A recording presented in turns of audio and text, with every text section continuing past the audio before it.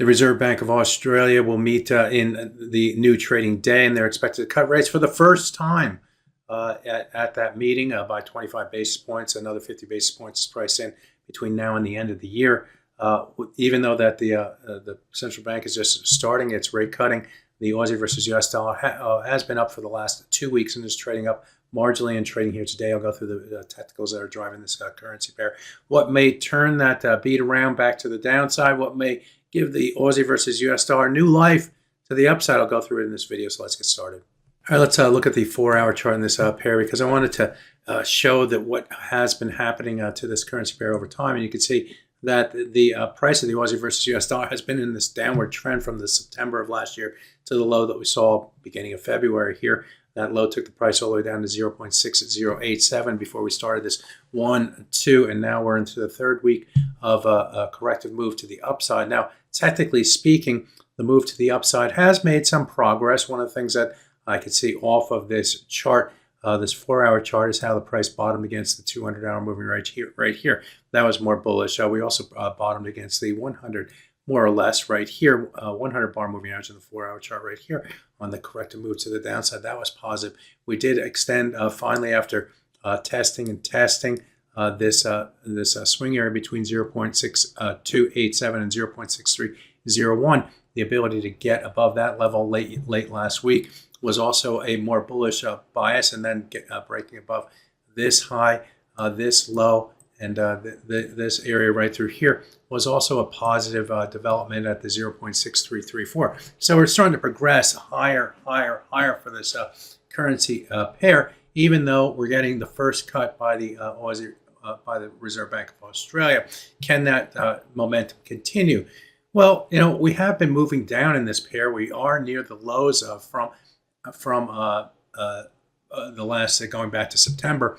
So, we can go higher, even though the central bank does cut rates, which normally leads to a lower currency pair. What we'll know from a technical perspective, first off, is that if we do reverse this move to the downside, we have to get below this level at 0.6334. If we're able to get below that level and stay below that level, then we could expect further downside momentum.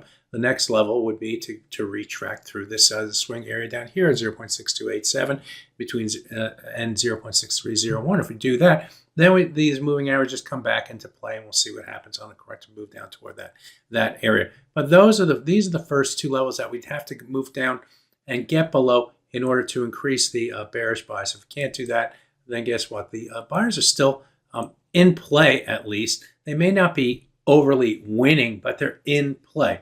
Now, on the top side, if the market does start to move back to the upside, or moves to the upside because, well, the market still has room to roam on the upside, the next key target level, in my mind, would be this 38.2% retracement. That's of this move to the downside. I like to see the price after a trend move to the downside, as an example, move up to and through the 38.2% retracement on the upside. If it's able to do that, then it shows that the buyers are taking back more control from the sellers. They are winning. If they can't get above that 38.2% retracement, this is just a plain old vanilla correction, what it has been, a trend move to the downside, and we could expect further selling through here. Now, if they're able to get above that 38.2% retracement, the next key target from a technical perspective would be the 100-day moving average. That 100-day moving average comes in at 0.64419. Getting above that level would be the first time the price moved above that moving average, going all the way back to this period right here, October of 2024. That's a long time for the price to stay below that level. You can see we held it here, we held it right here, and then trended to the downside. So getting back above that level would be somewhat positive for this currency pair from a technical perspective. So we've outlined the levels. It's it's a matter of what the market, how the market reacts to what is said by the Reserve Bank of Australia. But that 25 basis point cut is coming today, the first one in a long time for the for the Reserve Bank of Australia. My name is Greg McGlosky. Good fortune with your trading. Bye-bye now.